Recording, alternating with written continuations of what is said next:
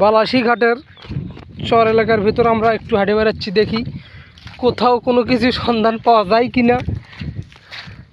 শুধু খ্যাড্ডে ভরা।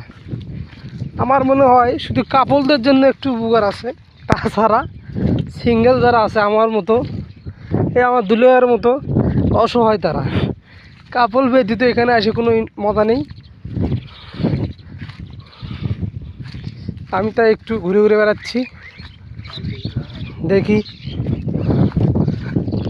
শ্যাম্পু পাওয়া গেছে, শ্যাম্পু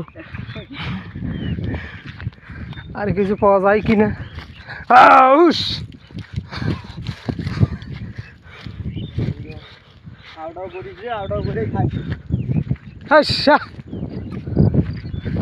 ওই সামনে একটু ফিরগ্রাম চর দেখা যাচ্ছে, চলো ওদিক থেকে বেরিয়ে আসি। মাছ যদি একটা পানি না, মাছ